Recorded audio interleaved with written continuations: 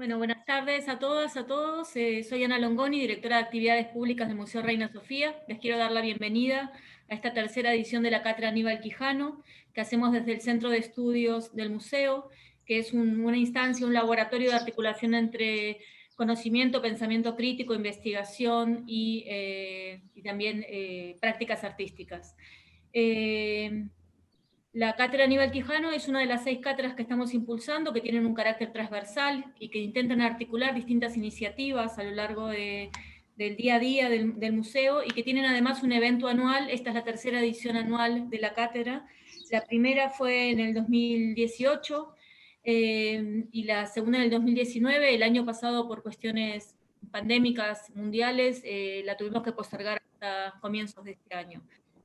La cátedra está dirigida por Rita Segato, antropóloga y activista y teórica feminista, y coordinada también por Elisa Fuensalida, pensadora, escritora y activista peruana.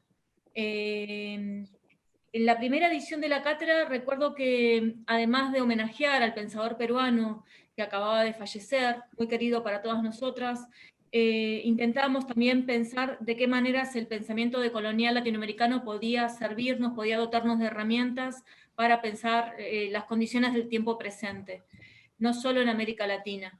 En la primera edición recuerdo que la gran pregunta, el gran motor tuvo que ver con de qué manera el pensamiento decolonial latinoamericano nos servía para interrogar y para pensar la cuestión de la crisis migratoria en el Mediterráneo. Esta fortaleza europea que condena a morir ahogados a miles de personas. Y en la segunda edición, que fue realmente una experiencia muy importante, muy formativa y muy deslumbrante y amorosa para muchas de nosotras, la pregunta tuvo que ver con los feminismos comunales. Y ahí logramos conectar dos experiencias que no se conocían, que no se habían articulado entre sí, como la experiencia de las mujeres kurdas y la experiencia de las mujeres afrocolombianas. Fue un diálogo potentísimo. Esta es la tercera edición, y en este caso la pregunta que Rita y Elisa nos lanzan conecta, por un lado, el título de un reciente libro de Ailton Krenak, para posponer el fin del mundo, y a la vez la conecta con esta paradoja eh, incitante e incómoda respecto de si es posible una ideología de izquierda desde una práctica o una epistemia de derechas. A partir de conectar estas dos ideas, y a lo largo de estos 3 días, la cátedra comenzó ayer con la proyección de la película de Malena Fernández sobre Hugo Blanco y el movimiento campesino peruano. Continúa hoy con la conversación que van a sostener Rita junto con Amador y Ailton Krenak, y termina mañana con la mesa que va a coordinar Elisa Fuensalida, con la participación de Santiago Alberti y Les Vampa. Vamos a recorrer diferentes aristas de estas cuestiones que estamos planteando. Ahora le doy la palabra a Rita para que sitúe un poco la mesa de hoy y presente a los conferenciantes, a ambos conferenciantes, antes de escucharlos a ellos. Y por último, una cuestión general para todos los participantes y participantes. Pueden mandar sus preguntas, sus comentarios a través del chat del Zoom, por escrito, durante toda la charla, y al final de las dos conferencias y luego de una devolución o una intervención de Rita, va a haber un turno para contestar algunas de las preguntas que nos vayan llegando en el tiempo que sea posible, ¿sí? La sesión termina alrededor de las 8, tenemos unas 2 horas para este intercambio. Bueno, simplemente para presentar a Rita, que es muy conocida y querida por todos nosotros. Rita es una pensadora fundamental de los feminismos latinoamericanos, antropóloga, ha sido durante muchos años profesora, investigadora en la Universidad de Brasilia, ha escrito libros fundamentales y ha lanzado ideas poderosas que han hecho remecer muchos sentidos comunes que estaban instalados. Sería largo enumerarlos aquí, pero está fundamentalmente aquí en tanto dirige la cátedra Aníbal Quijano, porque fue una gran amiga, interlocutora de Aníbal, y nos parecía fundamental continuar este diálogo por estas otras vías de potencial actualización o articulación con otras experiencias y saberes. Bienvenida Rita, te doy la palabra para presentar la sesión de hoy y esta edición de la cátedra. Bueno, gracias Ana. Qué pena, ¿no? Tener que hacer el evento de esa forma distante. En las otras dos oportunidades estuvimos varias personas juntas y es distinto, pero la vamos a hacer como se puede. Entonces, hoy tenemos la primera mesa de dos mesas que elaboran sobre esa frase que está dispersa en diversos textos y con un vocabulario distinto, pero que acompaña el pensamiento de Aníbal Quijano, ¿no? A mí personalmente hubo un momento, una epifanía, así un descubrimiento, cuando ya hace mucho tiempo leí una frase post-Guerra Fría, una frase de Aníbal post-Guerra Fría en el que él dice algo que era impronunciable, que fue impronunciable en mi juventud, que fue impronunciable en la política setentista, como se llama hoy, y fue Aníbal diciendo que tanto tanto el neoliberalismo, tanto el proyecto tanto el proyecto liberal capitalista como el proyecto socialista comunista, ambos proyectos eran eurocéntricos. Cuando leí esta línea de Aníbal, realmente quedé chocada porque decir eso por mucho tiempo fue impronunciable, o sea, no se podía decir algo así. Las lealtades estaban amarradas de tal manera durante el periodo de la Guerra Fría que sería imposible uno colocar en un aspecto, en el mismo lugar, y trazar una analogía entre el camino del capitalismo y el camino del socialismo. Y sin embargo él lo dijo. Dije, esta persona tiene un coraje fuera de lo común. La frase que analizamos hoy, que en este encuentro de Reina Sofía, en este encuentro de la cátedra, viene, digamos, se deriva de esa línea de Aníbal anterior, y es cuando empieza a apuntar para el hecho de que existe una pretensión de un camino de izquierda, de una ideología de izquierda, de un pensamiento izquierdista, pero sin romper con la episteme de derecha. ¿Y qué es la episteme de derecha? Es la episteme hegemónica, o sea, cuáles son las metas históricas, hacia dónde la historia se dirige, cuáles son los goles, y parecen que las metas son las mismas, ¿no? En todos los tipos de sociedad: ampliar el consumo, conseguir extraer más riqueza de la tierra, en fin, todo esto que va a ser tratado por las dos mesas, y el problema del formato de la política. Entonces, la mesa de hoy tiene un tema complejo, en realidad un tema sobre el cual yo creo que todo el pensamiento crítico necesita comenzar a transitar, ¿no? Que es la crítica misma de los moldes políticos. Entonces vamos a comenzar. Fue difícil decidir el orden de los expositores, primero por Ailton Krenak es un pensador, un escritor, un filósofo, yo diría también, claro que sí, un ensayista indígena.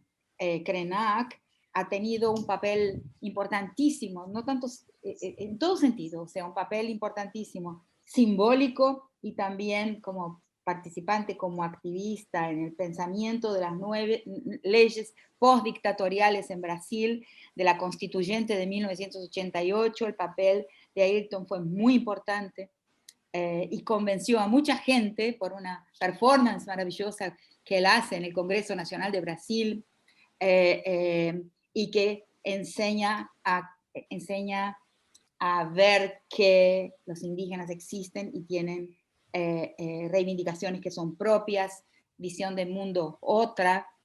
Y entonces Ailton es autor también de varios libros, entre ellos uno se encuentra ahora traducido al español, está siendo publicado, ahora ya ha salido en la colección Pensamiento del Brasil en español, por la editorial Prometeo, y es su libro que da nombre a nuestra conferencia de este año y que es ideas para postergar el fin del mundo, ¿no? Ideas para adiar el fin del mundo.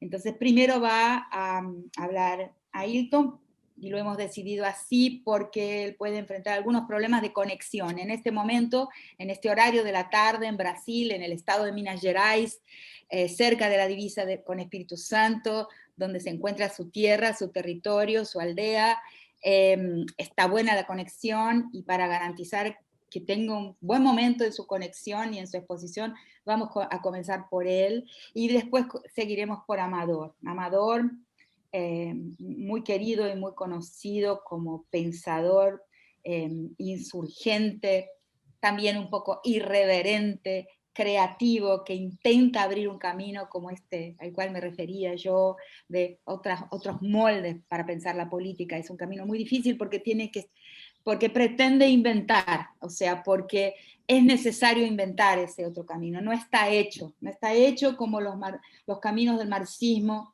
conocidos.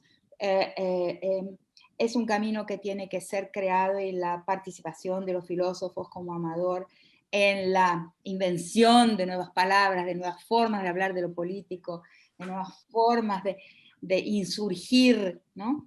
La episteme existente. Él ocupa un lugar muy querido, muy respetado, yo diría muy amado por todos cuantos queremos, ¿no? Abrirnos caminos por ahí, en esa nueva ruta de la política. Entonces, doy la palabra primero a Hilton. Él va a hablar por aproximadamente media hora. Después Amador va a hablar también otra media hora. Yo espero que surja después un diálogo entre los dos, o sea, un comentario del uno al otro y algunas preguntas del uno a otro. Yo haré mis comentarios y preguntas también, y el público podrá también colocar sus preguntas acá en el chat del Zoom. ¿Algo más? No. Nada. Entonces comenzamos con Ailton. Mencionar, Rita, que para los que necesiten traducción simultánea del portugués al español, abajo en el canal de interpretación pueden optar por la traducción simultánea en español. Me olvidé de decirlo. Perfecto. Donde dice interpretación, se toca en ese globito, y ahí aparece la alternativa de tener la exposición de Ailton en castellano. Sí. Bien. Nosotras nos apagamos.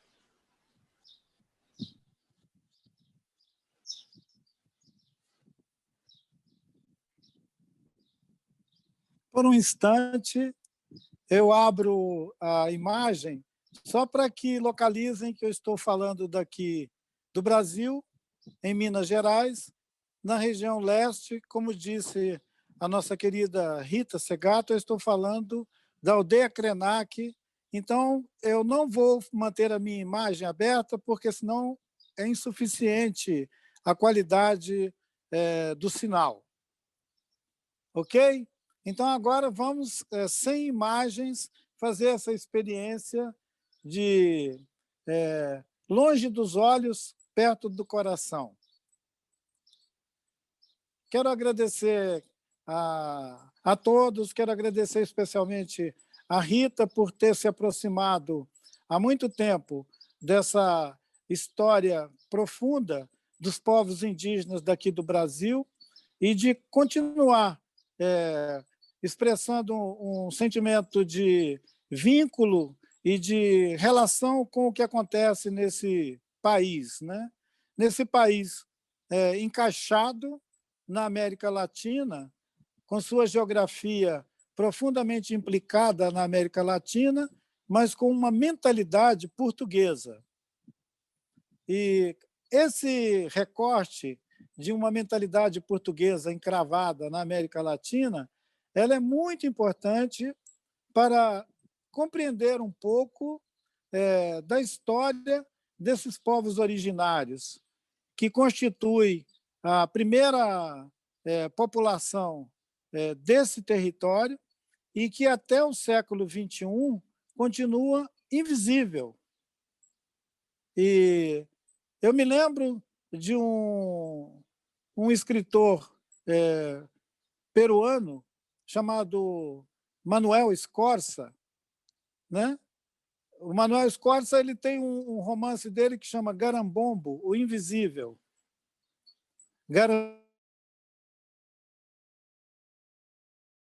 Garambombo, o Invisível. Ele conta a história de pessoas que vivem num mundo onde eles não são reconhecidos nem vistos por esse olhar colonialista, colonial, que incide sobre o mundo de uma maneira que cega a vista daqueles que se sobrepõem a esse mundo e ocultam as imagens daqueles que vivem a realidade profunda desse mundo. No caso, esse mundo que nós chamamos, desde o evento colonial, de América Latina, mas que os povos originários insistem em dar outro nome.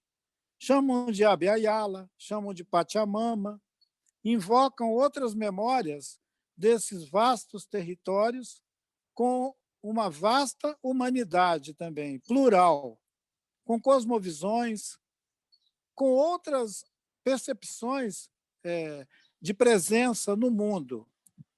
Nesse quadro de povos que habitam cosmovisões, o debate sobre a política ele se enquadra num molde a priori colonial. Então, assim, a episteme que institui o debate político, ela é em si colonial, porque ela traz um molde conceitual, ela traz um molde estabelecido por uma lógica que nós, hoje, somos capazes de identificar como uma lógica ocidental. É a razão ocidental, a razão do Ocidente imprimindo sentido em outros mundos, criando sujeitos que vão ser a imagem e semelhança dessa racionalidade que instituiu na América Latina a política, a política dos homens, a governança, a política de governar, que se estabeleceu a partir de um aparelho que é o Estado, são os Estados nacionais. Na América Latina, Estado nacional é Estado colonial. Não existe um Estado que não é colonial. Eu acompanho o debate sobre o novo constitucionalismo latino-americano com boa vontade. De vez em quando, experimento uma certa euforia, na expressão que a Rita inaugurou a nossa conversa agora, uma certa euforia quando eu vejo o pensamento andino, o pensamento de povos que estão no Equador, na Colômbia, na Bolívia, mesmo no Chile, se insurgindo contra uma ordem colonial que estabelece que o Estado Nacional tem esse poder de decidir sobre como nós vamos estabelecer as relações dentro desses contextos de países e nações latino-americanas, determinado por uma lógica que inspira o constitucionalismo colonial. Então, tudo que emerge, tudo que vem desse grande vocalizador que é o Estado colonial, ele ignora e nega a originalidade, a pluralidade e a capacidade de invenção desses povos que não foram considerados integrantes do concerto civilizatório. Esse concerto civilizatório ele é tão excludente que ele me inspirou as ideias que estão reunidas nesse pequeno livrinho que é Ideias para Adiar o Fim do Mundo.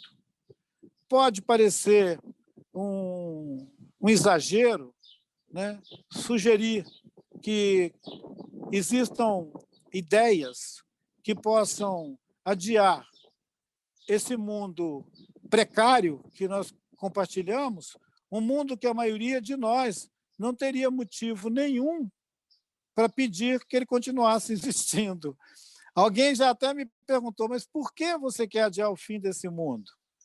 Não era melhor deixar que ele descesse logo a ladeira e que ele desse o fim de si? Então,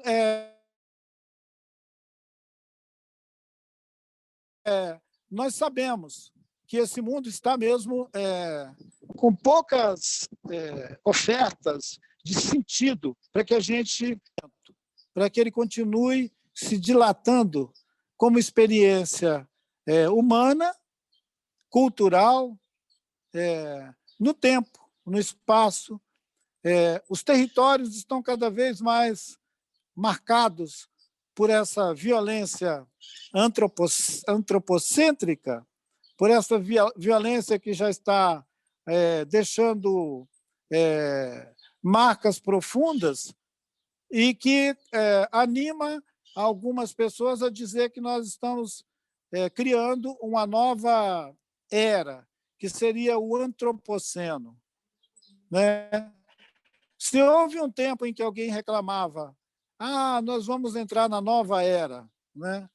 Nós entramos, na verdade, num período distópico, onde as florestas, os rios, os oceanos, tudo o que é manancial de vida está sendo disputado como se nós estivéssemos, de verdade, num fim de mundo, em algum fim de mundo, né? Um autor muito interessante, muito admirado aqui no Brasil, que é o antropólogo Eduardo Viveiros de Castro, ele costuma dizer que os povos indígenas já experimentaram muitos fins de mundo e que estavam já alcançando uma certa especialização nesse tema de fim de mundo. Estão virando especialistas em fim de mundo, porque já tiveram vários mundos seus destruídos por essa fúria colonial. Ao longo de 3, 4 séculos, territórios, vidas, modos de vida foram dizimados para imprimir um único formato, que é esse formato monocultural, monolinguístico, e que tem também uma epistemologia única, que insiste em negar qualquer outra observação sobre a possibilidade do governo dos homens se organizar de outras maneiras, que não seja essa estabelecida lá, digamos assim, naquele lema da Revolução Francesa, né? Igualdade, liberdade, fraternidade. A parte desse lema que definitivamente não conseguiram dar conta é o da fraternidade, ou da reciprocidade, da capacidade de se afetar uns com os outros, de buscar entender que o outro, para além de uma alteridade oposta, ele é também a possibilidade da gente se constituir como pessoa. Eu só posso ser alguém se existirem os outros. Essa fúria de eliminar o outro, ele não permite que nós nos constituamos, cada um de nós, com a sua alteridade positiva, capaz de interagir no mundo de uma maneira que coopera para que o mundo seja melhor. Nessa trajetória que eu venho experimentando nos últimos 30, 40 anos, que é importante ressaltar que ela não aconteceu na academia, né? Só muito recente é que eu tive uma aproximação com os debates que acontecem no campo, digamos, propriamente acadêmico, onde os debates nas nossas universidades, em alguns institutos, abrem para uma observação externa ao cânone ocidental. Então, é quando pessoas como Davi Copenau Yanomami, que é um contemporâneo meu, um amigo, autor de A Queda do Céu, que é uma cosmovisão Yanomami, uma obra que eu acho que é fundamental para entender de onde é que nós falamos quando nós cogitamos de um debate sobre política, sobre a forma que o pensamento colonial estabeleceu como protocolos, os protocolos que foram instituindo, inclusive, essa ideia de direita e de esquerda. Ora, não tem coisa do que direita e esquerda.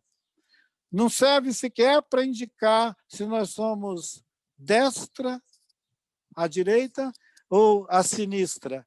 Então, esses dois sentidos, nem do ponto de vista físico, nós atinamos com a ideia de direita e esquerda, mas essas duas balizas, elas estabeleceram praticamente todas as lutas políticas nos últimos 200 anos, quem sabe. Definiu tudo o que aconteceu, quem sabe, nos últimos 200 anos, essa história de direita e esquerda. Eu sempre passei ao largo de todas essas duas definições, mas observei que alguns pensadores muito próximos nossos, eles se debateram entre essas duas linhas. E eu não poderia deixar de citar Darcy Ribeiro, um antropólogo brasileiro que foi exilado por um bom período da vida dele, nos anos 60, 70, e que tem uma produção intelectual monumental e que botou em questão toda essa lógica colonialista em relação ao pensamento dos povos indígenas, dos povos originários. Ele reivindicou sempre a necessidade de observar que o pensamento desses povos, e aí ele incluía desde a América Central até a Terra do Fogo, o que ele chamava de povos testemunho.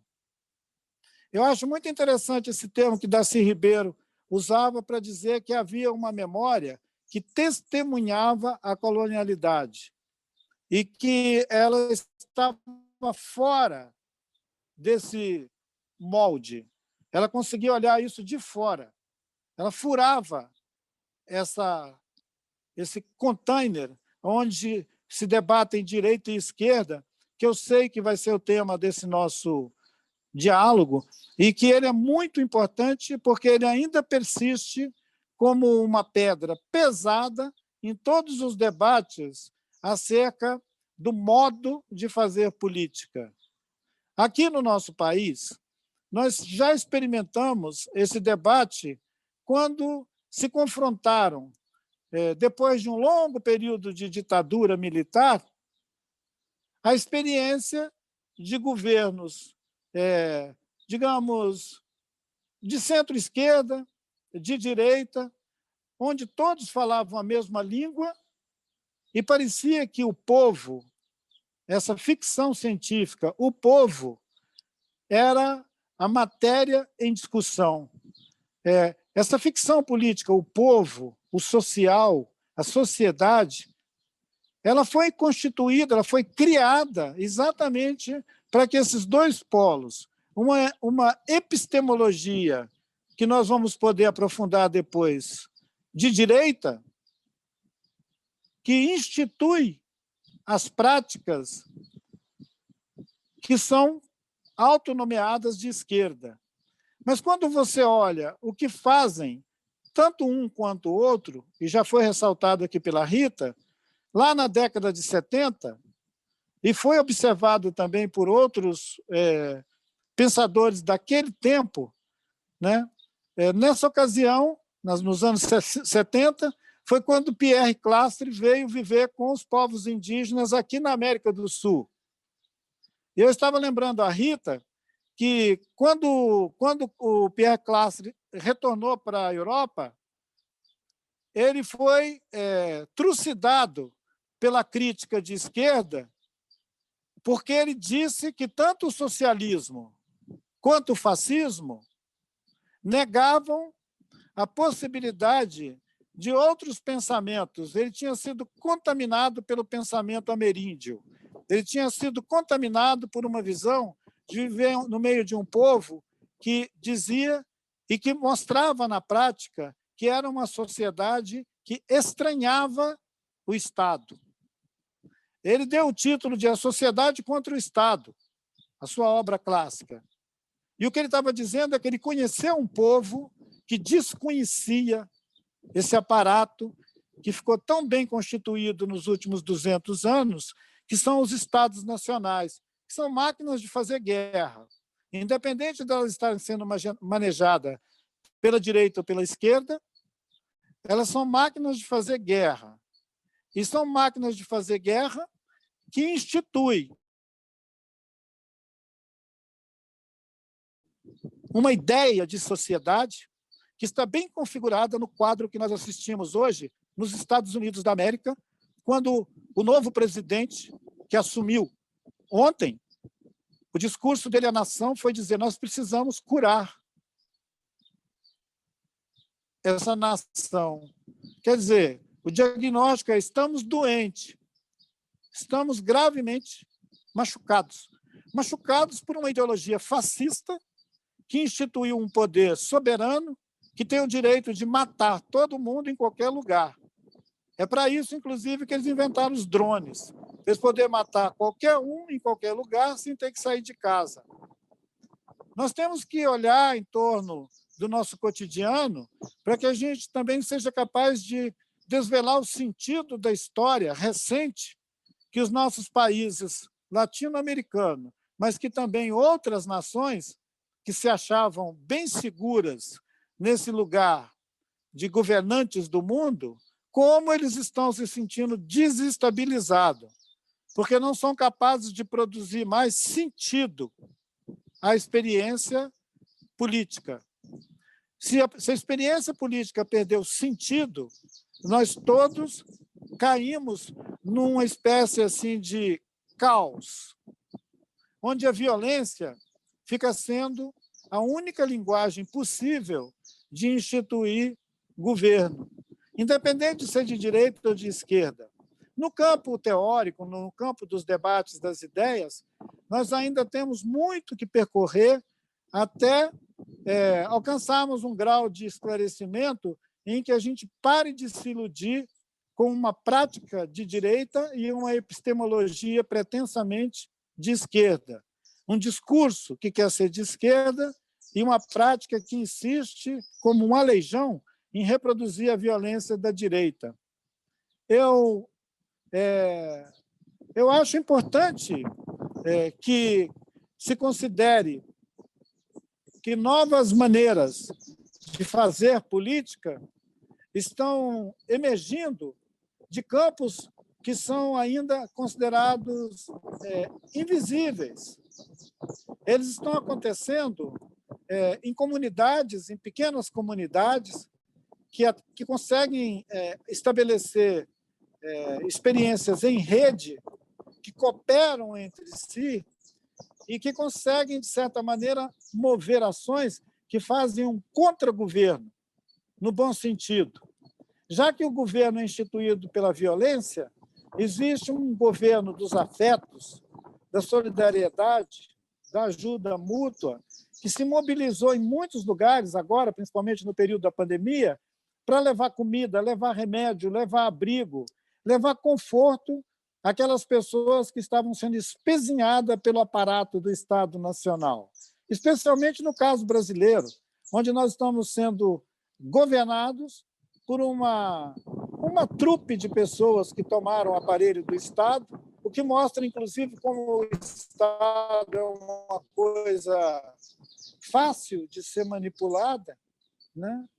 Se você tem um déspota no governo, o Estado vai refletir isso. É um contágio. Se você tem um Trump no governo, você tem uma ameaça constante pairando sobre as nossas cabeças. Se você tem um sujeito como esse governo brasileiro, mandando botar fogo na floresta, queimar o Pantanal, que avalia os negros por arroba, como ele disse, dos quilombolas, e considera que os índios são vagabundos, então, assim, se você tem um governo que verbaliza isso sobre o seu povo, você tem uma declaração de guerra feita por alguém que maneja o aparelho do Estado, que pode usar as agências do Estado para matar as pessoas. Pode usar o Ministério do Meio Ambiente, o Ministério da Saúde. Nós estamos vivendo o escândalo de ter um general que não é médico, que não tem nada a ver com o campo da saúde, nem da saúde pública, nem de saúde nenhuma, sendo ministro da saúde, quer dizer, seria mais ou menos como você convidar um mecânico para dirigir um avião, ou qualquer coisa parecida. Então, nós estamos passando por esses escândalos e parece que tem uma coerência nisso. Tem uma coerência. De onde é que vem essa coerência? Essa coerência vem de uma epistemologia que institui um direito, que institui um modo de operar. Você tem um Supremo Tribunal Federal que, quando tem que analisar e tomar uma decisão, ele toma uma decisão dentro desse complexo epistemológico de entendimentos que foram instituídos por uma lógica que é excludente, que é capitalista e que é privada. Então, nós temos a ironia da gente ter o Estado dominado por uma lógica privada. E eu me pergunto se não foi sempre assim. Será que desde o Colombo não foi assim? Será que quando Colombo veio para cá com as cartas dos reis e das rainhas para tomar conta das terras novas, ele não veio exatamente instituir essa agência que hoje nós chamamos de estados, Estado Nacional, são estados coloniais. Eles foram constituídos para isso mesmo, para moer gente, no dizer do Darcy Ribeiro. Eu mencionei Pierre Clastres e mencionei Darcy Ribeiro porque eu queria compartilhar com vocês o fato desses dois pensadores terem sido enterrados antes de morrer. As suas ideias foram jogadas fora antes de que eles morressem. Um morreu bem jovem, o Pierre Clastres. O outro, já em idade avançada, depois de ter sido ministro, depois de ter sido vice-governador, secretário de Educação, senador por vários mandatos, um grande mestre, fundador da Universidade de Brasília, um grande pensador. Ora, Darcy não tinha nem tapado os olhos, as universidades jogaram toda a contribuição crítica que ele produziu no lixo. Nós vimos comemorar, sei lá, o centenário do Darcy sem a obra dele. Os amigos dele invocando a sua memória, como se fosse um quarup, um rito funerário. Enquanto que o campo crítico, o campo do pensamento político, já sepultou ele em vida. Isso é uma ofensa e isso é uma realidade predatória, é uma incapacidade de conviver com a diferença. Eu não me importo se o Darcy era considerado um pensador atrasado, démodé. O que me importa é que ele pensa. E ele deixou pensamentos que deveriam, pelo menos, merecer a análise, o debate, para ver se ele não deixou também alguma coisa boa para nos orientar num mundo que está cada vez mais vivendo uma espécie de realidade mentecapta. Uma realidade de mentecaptos. É como se nós tivéssemos sofrido uma espécie assim, de uma metástase. A burrice tomou conta de tudo e a inteligência ofende. Então, que bom que nós estamos tendo a oportunidade desse diálogo. Eu fico muito feliz de poder compartilhar com o Amador, que tem uma produção e tem um mergulho profundo na contradição que habita o fazer política. E por ter vivido também a experiência real de engajar-se na luta política e ver-se, de repente, traído por todo o corpo, digamos assim, epistemológico que constitui o saber político. Então, na verdade, nós estamos vivendo um mundo assaltado por analfabetos políticos, aqueles que o Bertolt Brecht disse que que são a desgraça da terra. Bem, meus amigos, eu agradeço muito a oportunidade de todos. Eu disse que eu ia me limitar ao tempo que foi oferecido para a minha fala, e eu acho que ele foi amplo, ele foi folgado e o suficiente para que eu trouxesse, pelo menos, essa parábola sobre o tempo que nós estamos vivendo e que, a despeito de ter ideias para adiar o fim do mundo, em muitos momentos o nosso desejo é que esse mundo, a gente possa abrir para outros mundos, onde a diversidade, a pluralidade possa estar presente sem ser caçada, sem ser humilhada, sem ser calada. E que a gente possa também experimentar viver em um mundo onde ninguém precisa ficar invisível. Ninguém precisa ser garambombo, o invisível.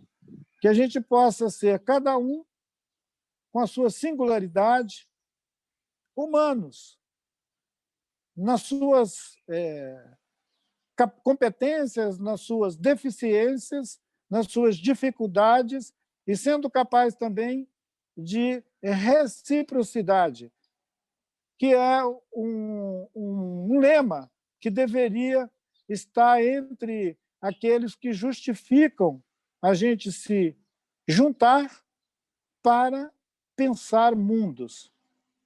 Graças, muito obrigado a todos, boa tarde. Muito obrigada, Ayrton, muito obrigada, muito excelente sua apresentação.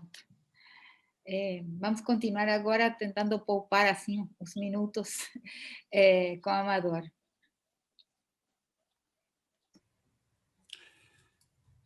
Bueno, ¿se me oye bien? Sí. Bueno, pues Sí. nada. Pues muchas gracias por la invitación, Rita, a toda la gente que conforma la cátedra, y nada, encantado de estar aquí con este diálogo con Ayrton, que me ha gustado también mucho su intervención y ahí creo muchos hilos que luego podemos intentar sacar. Bueno, a mí la verdad es que me ha hecho mucha ilusión esta propuesta de Rita, porque me parece que he encontrado una coincidencia muy grande con algo que estaba yo pensando, casi en los mismos términos, como luego voy a comentar, ¿no? Esta cuestión, digamos, de que hay una tensión entre la ideología de izquierda y la episteme de izquierda, ¿no? Y yo lo estoy pensando en concreto con respecto a las cuestiones de la fuerza política, de la fuerza de transformación y de la eficacia. Y es lo que me gustaría hoy compartir con ustedes brevemente. La coincidencia me parece que aparecerá más claramente como a mitad de la propia charla, ¿no? Bueno, entonces me gustaría plantear este problema sobre la eficacia política, a partir de 3 episodios o coyunturas históricas españolas, como son 1936, Guerra Civil, 1977, Transición Española, y 2011, 15M.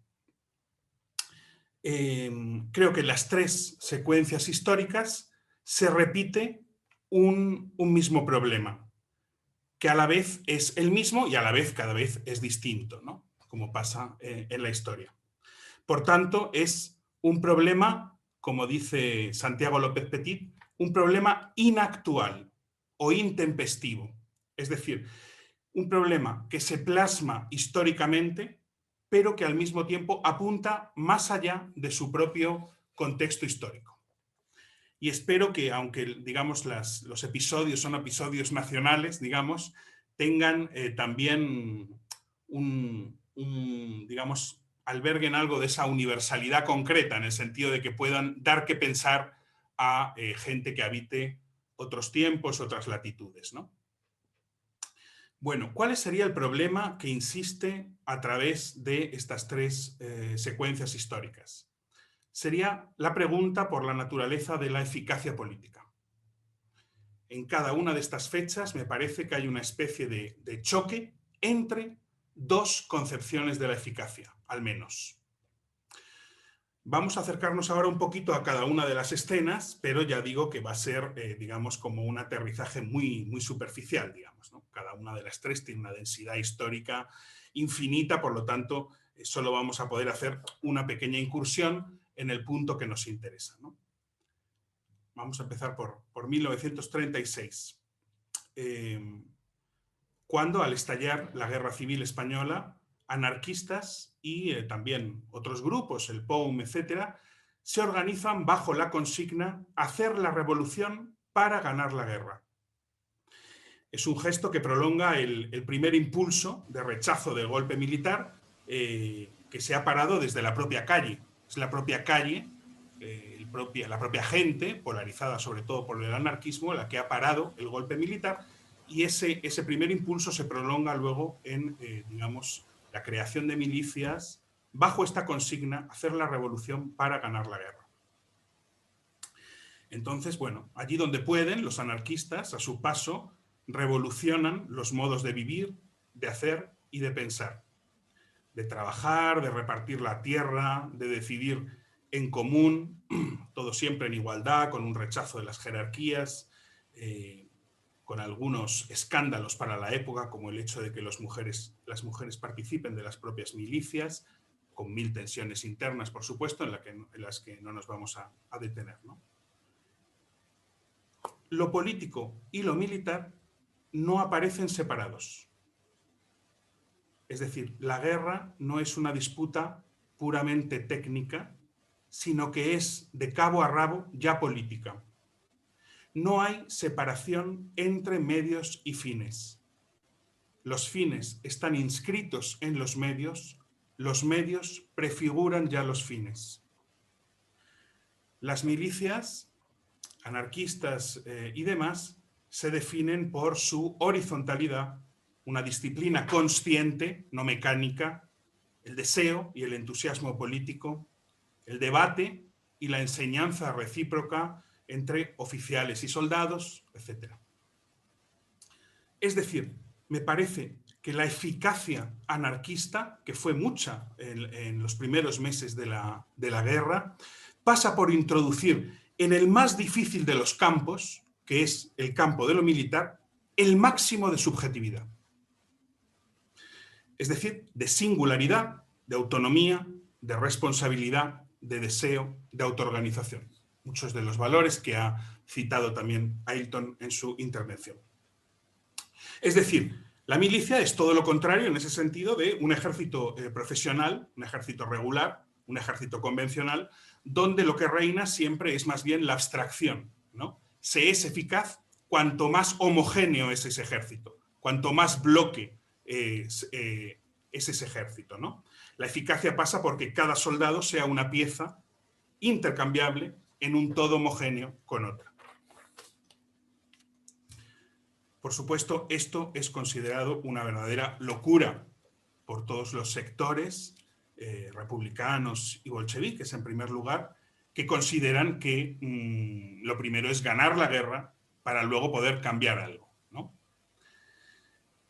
La eficacia anarquista introduce todo lo que se considera más ineficaz desde el punto de vista de la eficacia tradicional.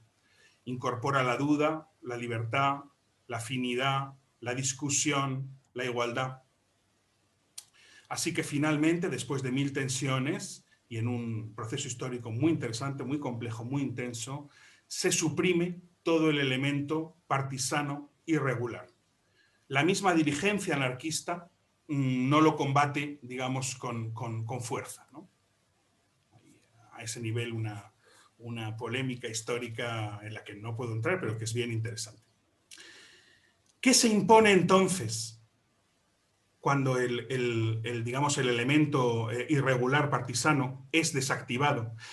Se impone lo que vamos a llamar la guerra espejo, la guerra en espejo. Es decir, se trata de derrotar al enemigo con sus propios instrumentos y argumentos, ¿no?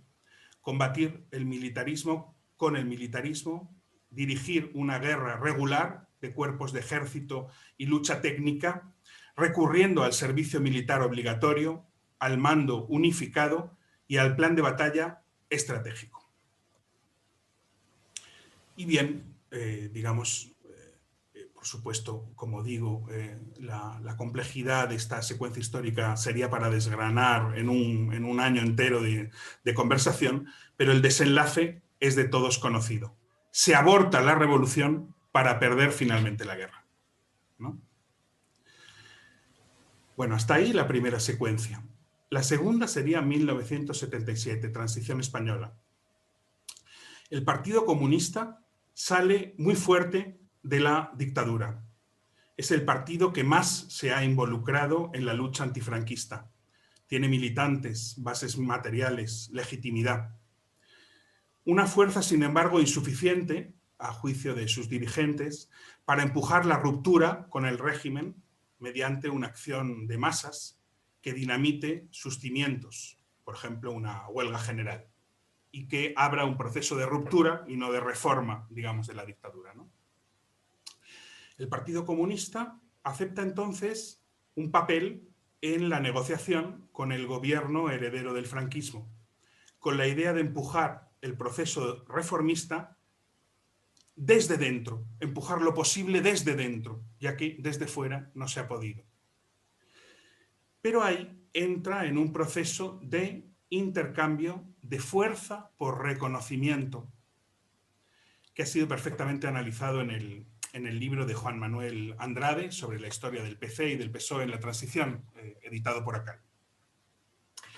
En primer lugar, reconocimiento político, tiene que conseguir la legalización, para ello ha de convencer a los poderes fácticos, Iglesia, ejército, empresarios, de que no es una amenaza para sus privilegios y de que puede mantener el orden en la calle, como hizo tras la matanza de los abogados de Atocha.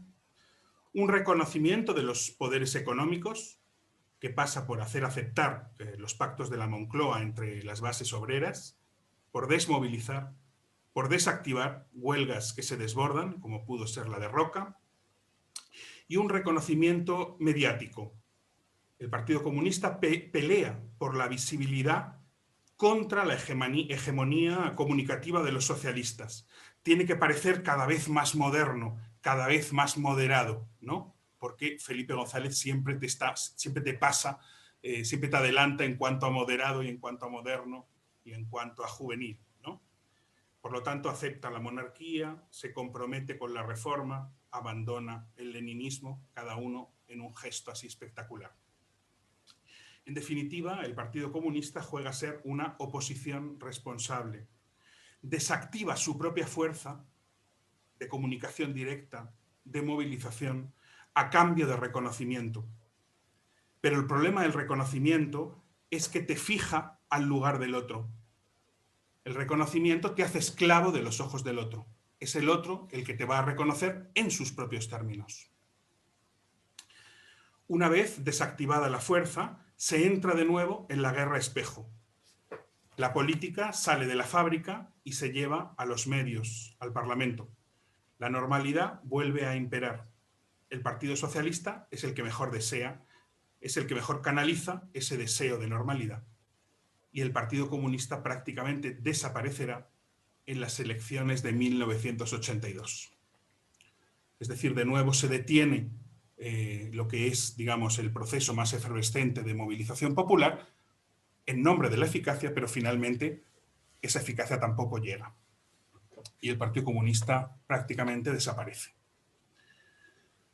Esa sería la segunda secuencia histórica.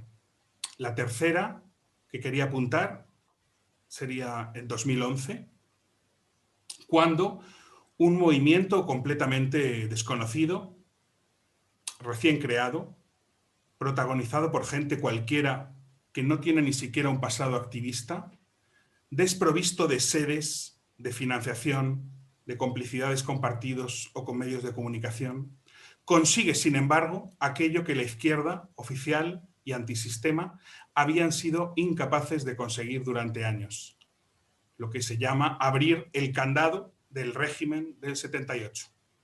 Es decir, desestabilizarlo, hacerle preguntas radicales, desafiarlo, desbordarlo, organizarse fuera de él, etc. Por razones muy diversas en las que ahora no podría detenerme, esa energía entra en crisis hacia el año 2013, pero se reactiva después en la forma del asalto institucional. Sin embargo, la energía que vuelve a aparecer no es la misma que se había ido, porque aparece dispuesta verticalmente en líderes, máquinas de guerra electorales fuertemente verticalizadas, sin atisbo de democracia. Todo ello, de nuevo, en nombre de la eficacia. Hay que conseguir lo que el 15M no ha podido conseguir. Por tanto, el cambio de fase implica un verdadero cambio de cerebro. Se empieza a pensar con otras categorías. La energía reaparece, pero con, digamos, otras categorías. Pensando con otras categorías. La eficacia propia del 15M se considerará ineficaz, demasiado lenta, demasiado ingenua, puramente afectiva, desordenada, blanda, dispersa, sin finalidad. Estos son algunos de los epítetos que recibe, ¿no? Se impone una idea de eficacia más tradicional. Un partido liderado por los que saben, capaz de llegar al gobierno y de hacer cambios desde allí. Se entra de nuevo en la guerra espejo, en la guerra en espejo, en la guerra simétrica.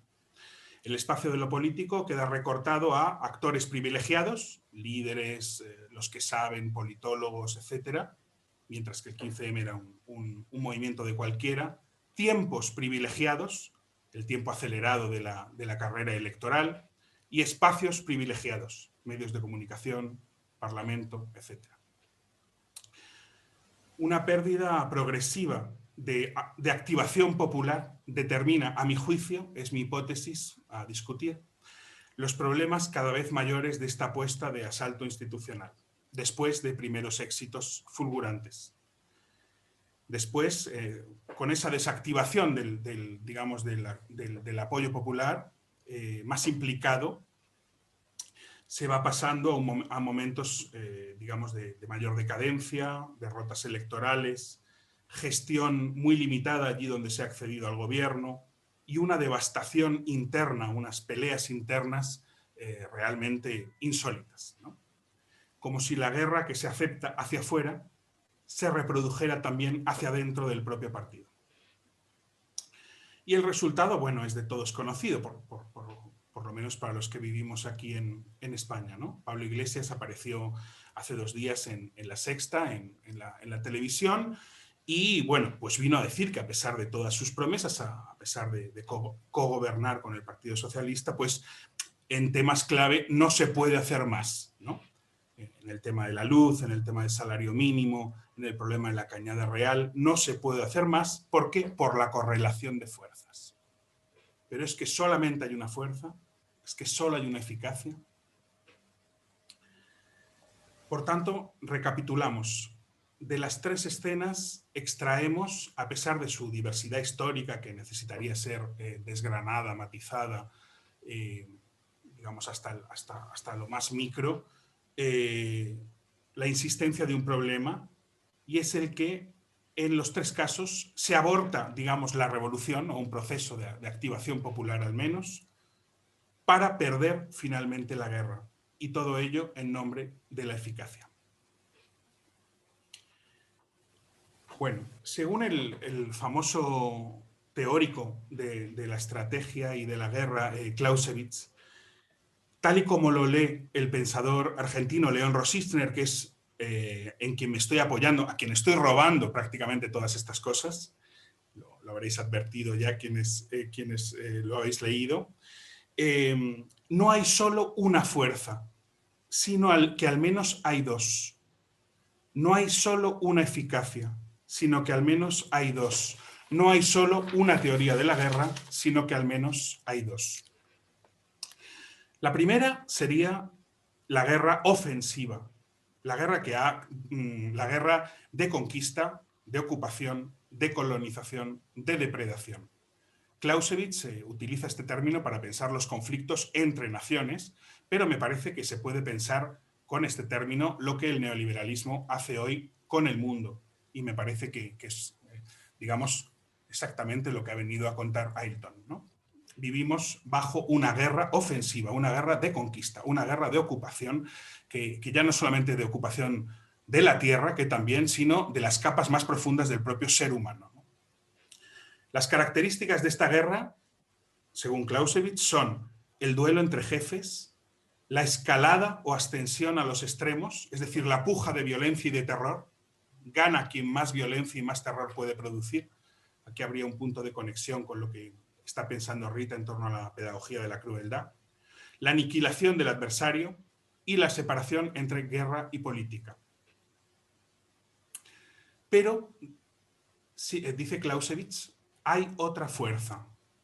Es menos obvia, es menos evidente, es menos visible, pero tiene su propia eficacia, que ha sido verificada una y mil veces en la historia. Sería la fuerza de los débiles. Así como la primera es la fuerza de los fuertes, la segunda sería la fuerza de los débiles. Y Clausewitz la piensa contemplando cómo los rusos y los españoles en su época son capaces de resistir, desafiar y vencer a Napoleón y su gran ejército, que es la bomba nuclear del siglo XIX, ¿no? Siendo inferiores en número y potencia de fuego. La segunda guerra es la guerra defensiva, la guerra de los que pelean por conservar una forma de vida y un territorio.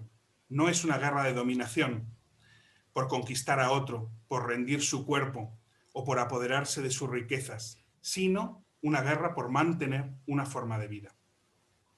No es una pelea contra, sino una pelea a favor de.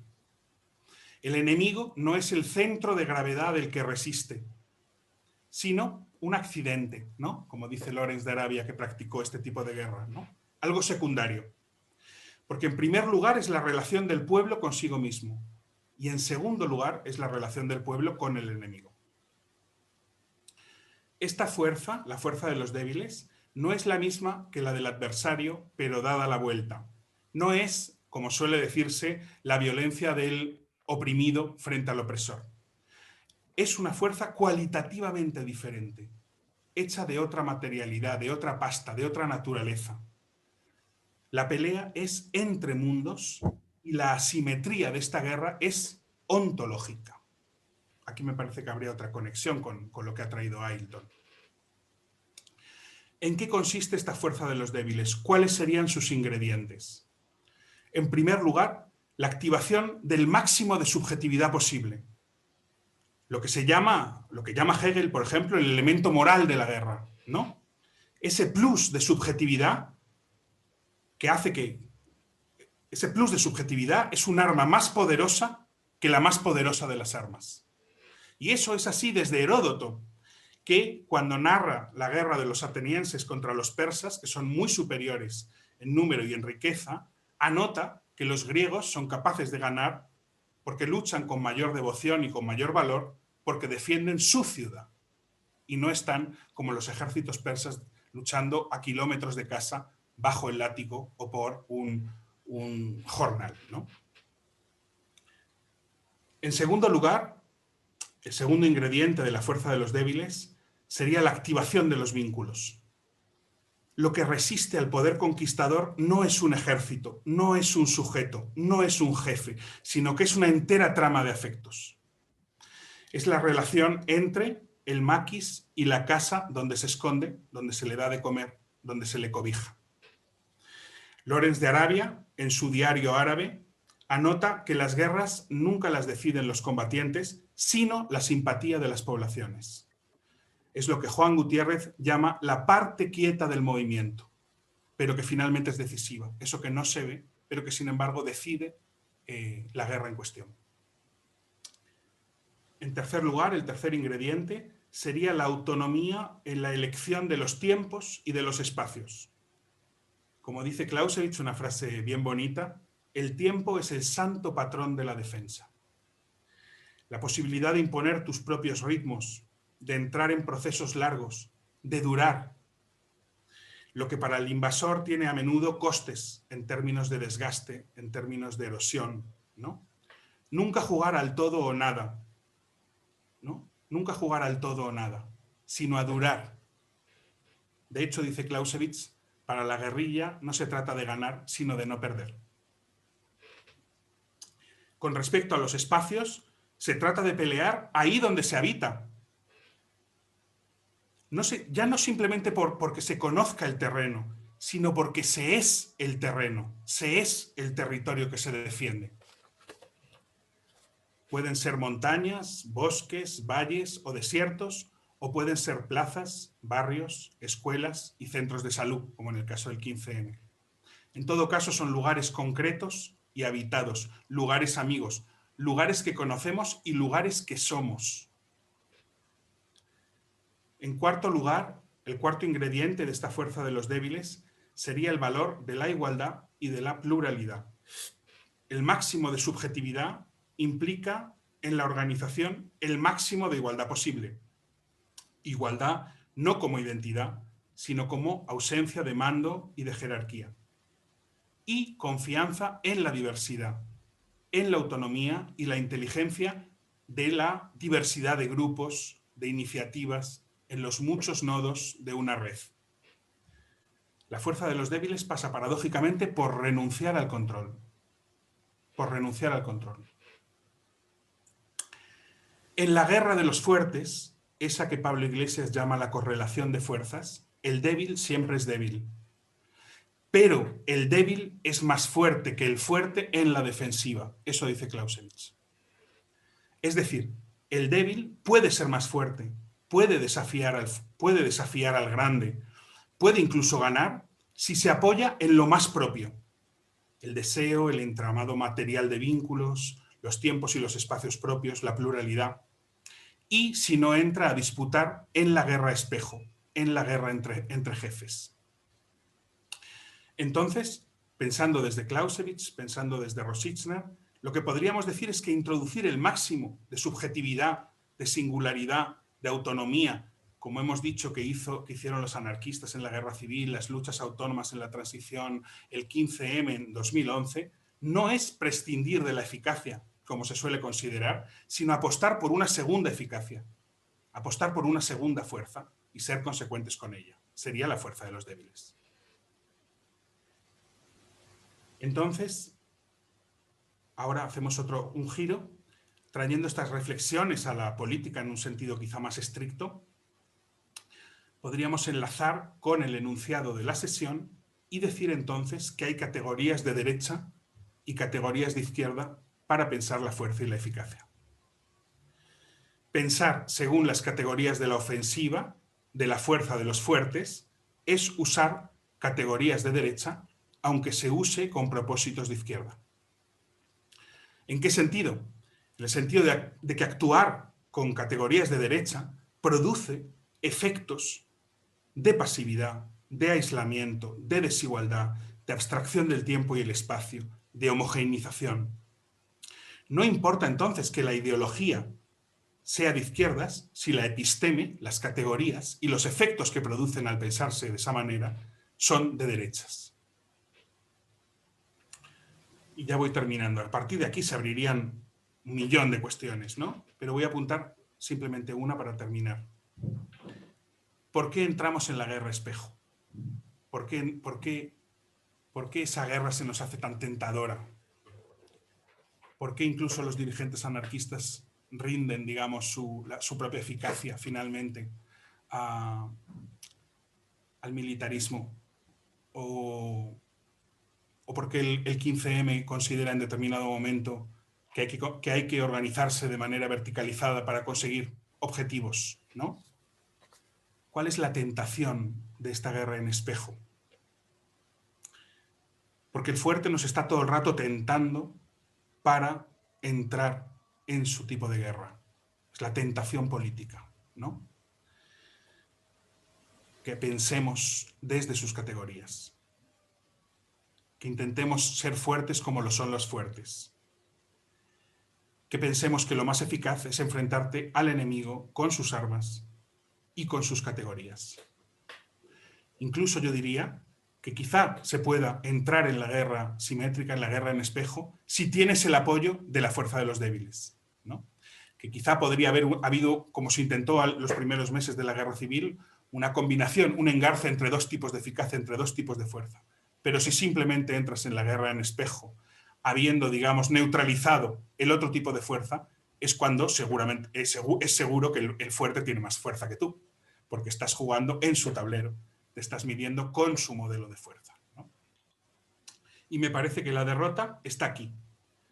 Como decía el pensador anarquista Agustín García Calvo, el enemigo está inscrito en la forma misma de sus armas, ¿no? Y no solo de sus armas, también de sus maneras de pensar. El fuerte nos tienta a entrar en la guerra espejo, a jugar en su tablero, con sus categorías y con sus armas. ¿Cómo nos tienta? ¿Cómo nos tienta? Me parece que esto es un problema a pensar, ¿no?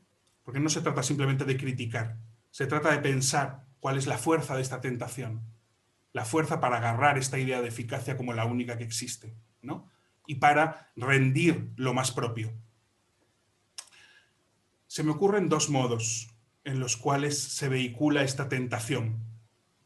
En primer lugar, hacernos dudar de nosotros mismos, de nuestra capacidad de sacar inteligencia, belleza o fuerza de lo más propio y de lo más singular, de lo que tenemos, de lo que hay. Una vez que empezamos a dudar de nosotros mismos, es decir, dudamos de que lo que hay, lo que tenemos, lo que nos constituye, de ahí puede salir también una fuerza que puede ser efectiva, entonces solo nos queda copiar al otro. Hacernos eficaces imitando al otro. Esto me parece que es válido en todas las esferas de la vida, no solamente en las de la fuerza, también en las de la belleza, también en las de la inteligencia, en cualquiera de ellas, ¿no? Siempre hay una guerra espejo. El segundo de los modos de la tentación sería el castigo, sería la humillación, sería el daño que nos hace el fuerte. El objetivo aquí sería hacernos daño para que nos definamos a la contra, para que nos coloquemos en el tablero, a través del odio capturado, a través de la rabia reactiva, a través del resentimiento. Se nos hace daño para que nos volvamos amargos, para que nos volvamos resentidos y para que queramos destruir al otro. Y esa destrucción del otro pase a ser el principal objetivo de nuestra disputa, cuando nuestra disputa no era destruir al otro, era conservar, mantener una forma de vida, ¿no? Entonces entramos en el tablero para destruir al adversario, ya no para defender una manera de vivir. Nos convertimos en las piezas blancas con respecto a las negras o en las piezas negras con respecto a las blancas, pero el otro se convierte en nuestro centro de gravedad, ya no nosotros mismos, sino el otro. La defensiva es, sin embargo, como hemos dicho, una acción profundamente afirmativa. Puede resultar paradójico porque parece que la defensa es como resistencia o algo así, algo reactivo, pero es todo lo contrario. La defensiva es una manera de pelear, de disputar, de hacer política profundamente afirmativa. Su tono afectivo nunca es el del resentimiento y el odio, sino en primer lugar el de la afirmación. La afirmación de lo más propio, el amor por una forma de vida, la potencia de los vínculos, esa trama de afectos en las que vivimos enredados, el valor de la igualdad y el valor de la pluralidad. Y por encima de todo me parece que hay una disputa filosófica de cosmovisiones, como ha dicho Ailton finalmente, ¿no? Porque la tentación de los fuertes pasa por hacernos desconfiados. Pasa por hacernos desconfiados de nosotros mismos, de lo que vivimos, de lo que tenemos, ¿no? Y sin embargo, me parece que la fuerza de los débiles pasa por devolvernos a nosotros mismos una confianza. Una confianza en nosotros mismos, una confianza en el mundo. Y en que lo que hay nos permite una resistencia efectiva sin tener que copiar al otro. Bueno, habría muchos más temas, pero me voy a quedar aquí. Esto por aquí es por donde he conectado con el enunciado que nos ha propuesto Rita. Muchas gracias. Estás con el mute, Rita. No se te escucha, Rita. Mientras terminabas de hablar, estaba buscando la célebre frase de Audre Lorde. No sé si la conocen, la pensadora negra norteamericana. Quería la frase exacta, pero ella dice algo así como que no podemos ganarle al enemigo o no debemos hacer la guerra o... Desmontar la casa del amo, ¿no? ¿Cómo es la frase exacta? Desmontar la casa del amo, la con, casa del amo con las armas del amo. Con las armas del amo, ¿no? Que es, resume también, ¿no? Por otro lado, esta gran intuición. Y bueno, tengo algunos comentarios.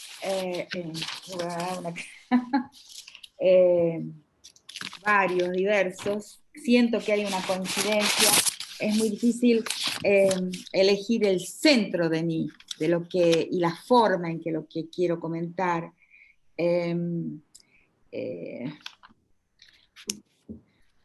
Muchas cosas. Deme un minutito. Claro, también recuerdo un caso que se sumaría al que hablaste, Amador, y que en realidad por dos caminos diferentes, ¿no? Que es lo que estoy intentando a ver cómo lo amarro, ¿no? Por un lado, el mundo indígena y también negro en Brasil. Yo tengo un texto muy antiguo que se llama Ciudadanía, ¿por qué no? Es un texto difícil de digerir, porque habla de cómo en el medio de una comunidad negra, afro-religiosa de Recife, yo entendí que el campo de la lucha por ciudadanía era un campo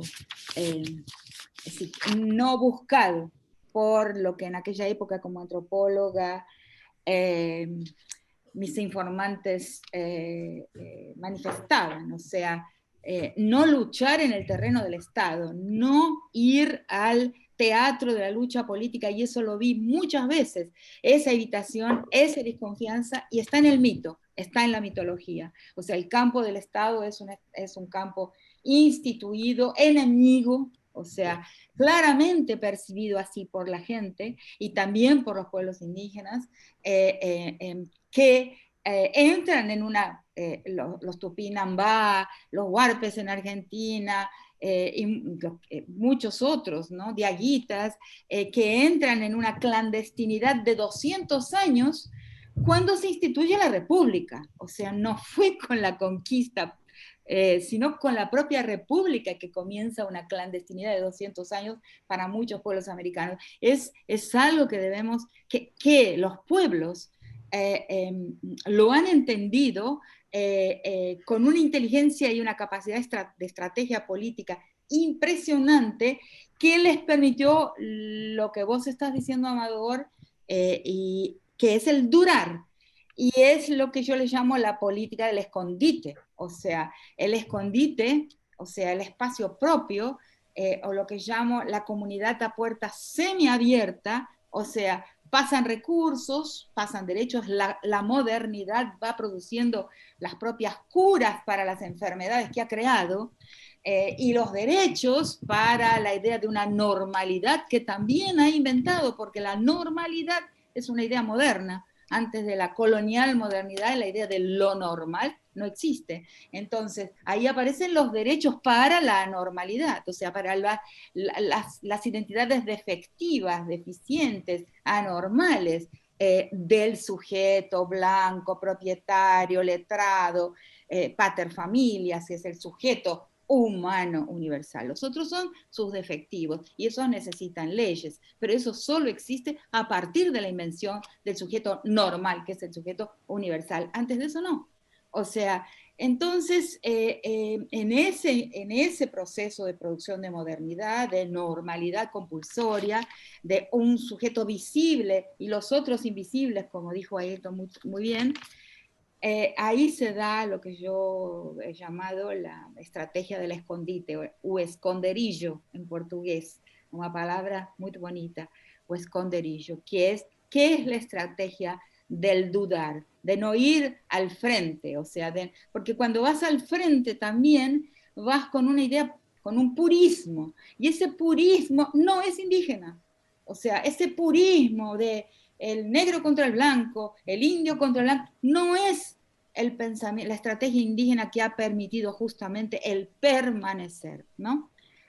Entonces, estas intervenciones ambas me han hecho realmente pensar muchísimo, pero una cosa que he pensado sobre todo es, a partir de lo que dice Ailton, que se ven mezclaron acá todos los papeles, es cómo la antropología ha sido una disciplina infeliz en su capacidad de atravesar lo más importante de sus descubrimientos. Por ejemplo, el gran descubrimiento de la antropología, Evans Pritchard, un agente colonial, las sociedades sin Estado. Después, claro, como citó Ailton, Pierre Clastres, la sociedad, los H, los Guayaquí de Paraguay, la sociedad contra el Estado, ¿no? Y mismo Salins, en el primer Salins, que es el que más me gusta, la sociedad que derrocha para no acumular. ¿Y para qué derrocha para no acumular? Para no crear una clase ociosa. ¿Para qué? Para que no pueda existir un Estado. Entonces la antropología hace mucho tiempo fue descubriendo ese substrato, ese ser, ese durar, esa forma de existencia de cientos de miles de personas sin Estado. Lo desconocemos. Pensamos hoy que el Estado es un instrumento indispensable en nuestro mundo y en España también, porque como he dicho muchas veces en escenarios españoles, considero España un país colonial como nosotros del otro lado del mar. Y hay un dato, una fecha que para mí garantiza esa afirmación, que es el 1492, ¿no? En 1492 el Reino de Castilla llega a la puntita del sur y continúa por el otro lado. O sea, entonces la cuestión metrópoli, colonias, comienza en el proceso peninsular, y para Portugal también, o sea, en esa inclusión por medio de conquista, porque no fue una reconquista, ¿no? Contar el cuento de que sacar a una gente que estuvo 9 siglos ahí es una reconquista, ¿a quién se lo pueden contar? 9 siglos no son una ocupación temporaria, no lo leo así. Entonces, ahí Castilla se expande, llega al sur y continúa por el otro lado del mar. Entonces, pienso en España como un continente, pienso en la península como un lugar intermediario, ¿no? Entre Europa y el mundo del otro, el mundo. España es criolla también. Bueno, entonces, ¿qué quiero decir? Quiero decir que esas sociedades sin Estado continúan ahí. O sea, que en nuestro mundo el Estado, como Ailton dijo muy bien, es un artefacto del Estado, un conjunto de artefactos que son las instituciones con un lenguaje que es el lenguaje del derecho, de las leyes, que se crea como una especie de recipiente solamente para recibir la gestión de las riquezas. La gestión de las riquezas en términos de riqueza, de recursos que están en el territorio y de la riqueza como trabajo humano también, como recurso humano.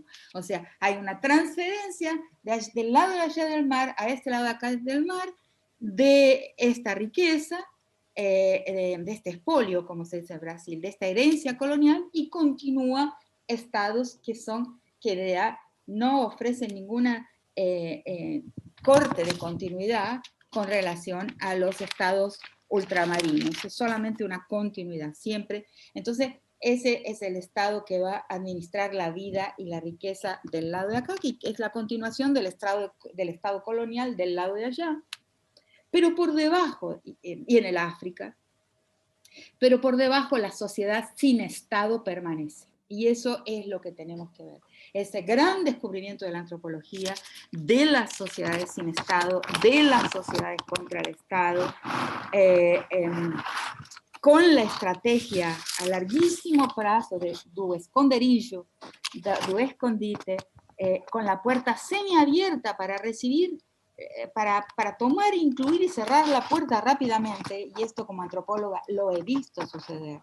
Tomar una ley que sirve, tomar un recurso que sirve, una Bolsa Familia, o que sea, que sirve, y cerrar la puerta rápidamente, sin perder, por eso es mi crítica a aquel texto de Gayatri Spivak, de ¿puede el subalterno falar? El subalterno no fala como subalterno, no le fala al Estado, no le habla al Estado, pero sí habla entre sí. Si tiene el ombligo adentro de sus comunidades, si sí hay una interlocución permanente, estratégica, política, al interior de esa comunidad puerta semiabierta. Entonces, ese mundo está ahí. El mundo sin Estado nunca ha desaparecido. Yo creo que las dos exposiciones, ¿no? Que las dos exposiciones se dirigen a este tema, a esta sociedad sin Estado, que nunca ha sido una sociedad con Estado, porque siempre he desconfiado del campo estatal, un campo que siempre, ¿no? Como bien representado por la figura de Yemanjá en el candomblé, sobre todo en la ciudad de Recife, siempre traiciona. Yemanjá es la, digamos así, el personaje mítico que simboliza a quien corona, o sea, al Estado.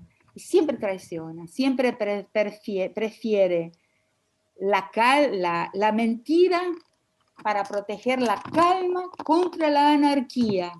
Esto está en la boca de la gente lo dice así. Yemanjá solo quiere proteger la calma, el status quo, las cosas como son para evitar la anarquía. Y ella es, digamos, la que personifica este sujeto estatal.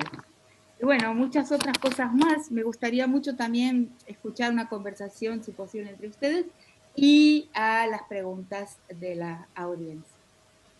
Rita, si querés, leo las preguntas que han ido llegando y luego le damos la palabra a Ailton y Amador para que retomen. ¿Vale? Bueno, hice una síntesis de las preguntas que llegaron hasta ahora. Hay algunas que son específicamente para uno u otro y algunas que son generales. La primera es de Alice Martins, que es para Ailton, que pregunta qué quieren decirlas con cuestiones relacionadas con la descolonialidad, izquierda-derecha, cómo podemos discutir los temas del mercado, una lógica de capital que transforma a las personas en ciencia ficción, que en todo se superpone sin tener fronteras ni mapas.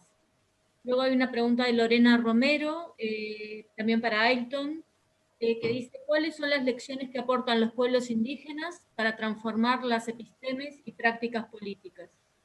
Luego una pregunta de Fernanda Estrático para Amador, que en realidad es una referencia y le pregunta si este planteamiento que está haciendo Amador tiene que ver con el planteamiento de Hegel sobre el amo y el esclavo, la dialéctica del amo y el esclavo.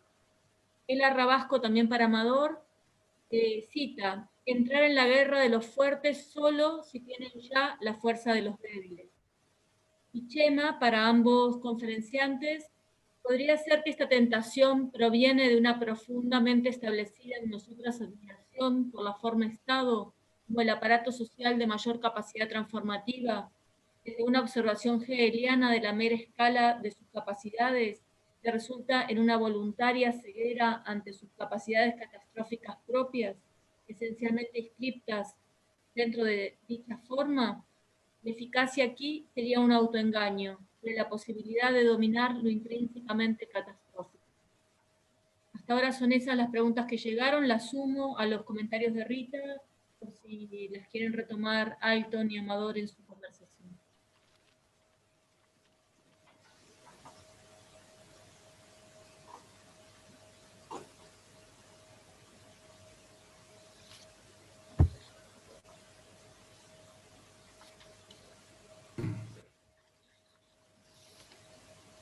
Yo voy a pensar 3 minutitos.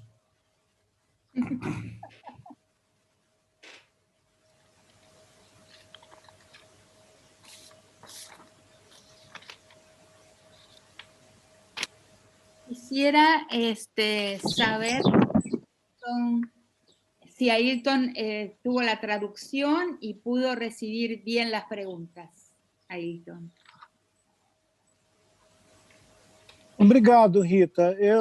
Nós tivemos a tradução, mas eu gostaria de agradecer a Ana e pedir que as questões fossem encaminhadas com despacio. Foi um conjunto de questões muito embaladas que não me permitiu uma compreensão clara de cada uma das questões. Eu vi que foram encaminhadas um conjunto de 5, 6 questões a mim e ao Amador. Seria bom se a gente pudesse ter as questões feitas em separado, para a gente poder melhor compreender a questão que é dirigida a cada um de nós. Obrigado. Todas las preguntas igual las tenemos en el chat, si las quieren releer más tranquilamente, ¿sí? Sobre todo la última, es bastante larga y densa, pero la vuelvo a plantear. Si quieren empezamos por las 2 preguntas iniciales que están dirigidas a Ayrton. La primera de Alice Martins, que dice: ¿qué quiere decir con cuestiones relacionadas con la descolonialidad, izquierda, derecha? ¿Cómo podemos discutir los temas de mercado, una lógica del capital que transforma a las personas en ciencia ficción, que en todo se superpone sin tener fronteras, mapas? Y la pregunta de Lorena, que también es para Ayrton, que dice: ¿cuáles son las lecciones Obrigado. indígenas Obrigado. para transformar las epistemes y prácticas políticas?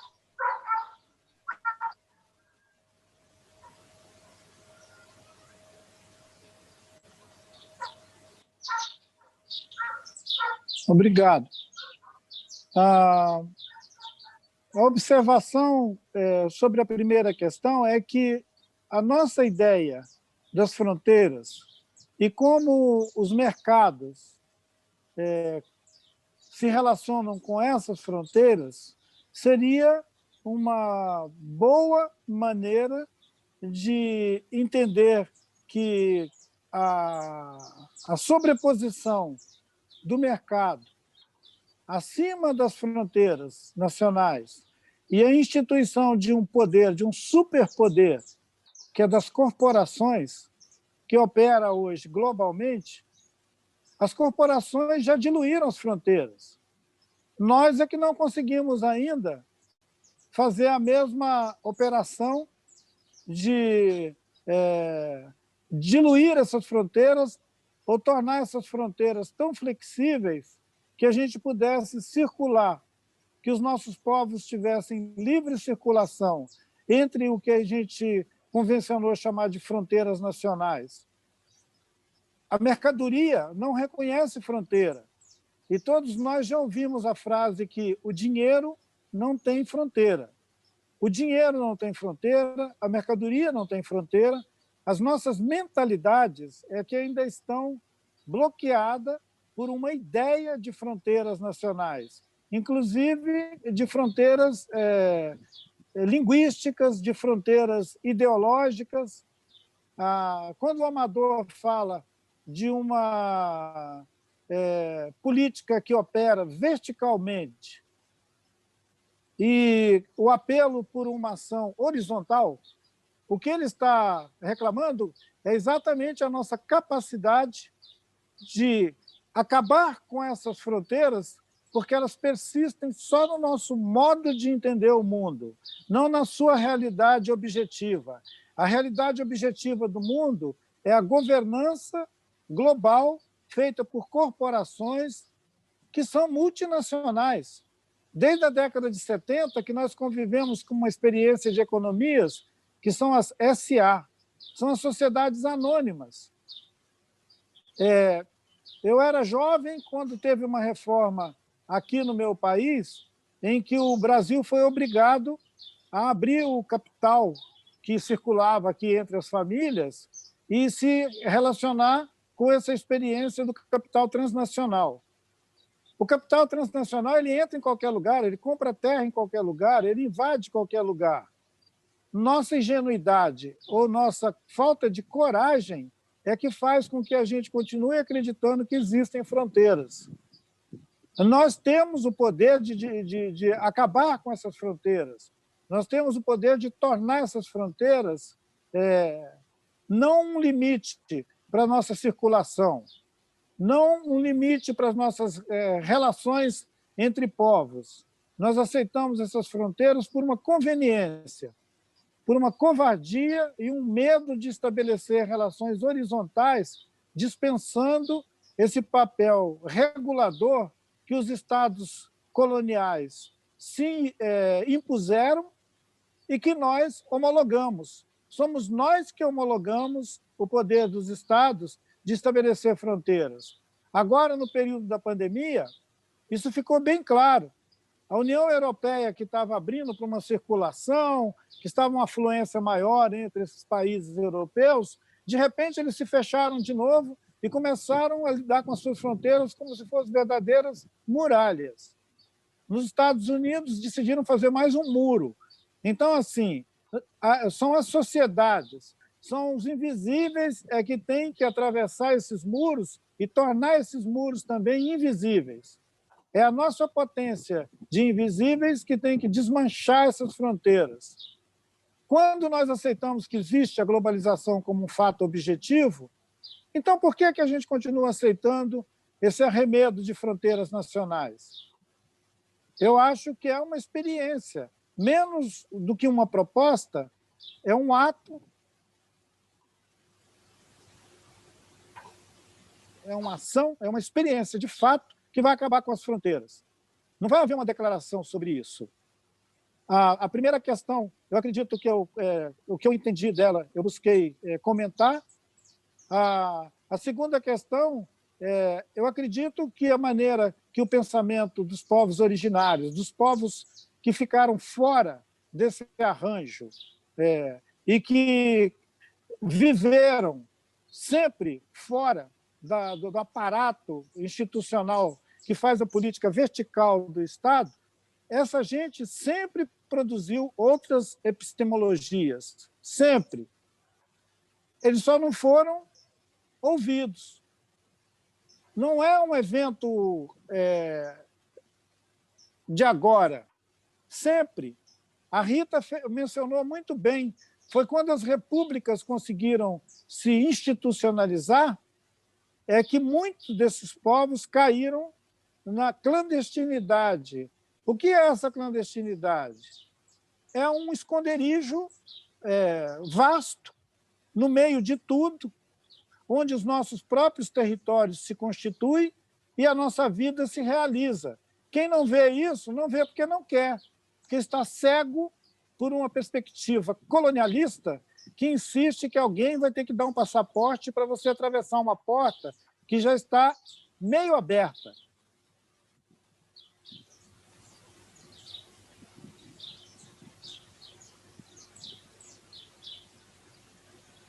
Obrigada, Ailton. Amador, ¿pensaste? ¿Cómo lleva tiempo pensar, no?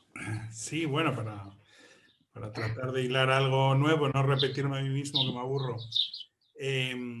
A ver, voy a intentar engarzar un poquito las preguntas.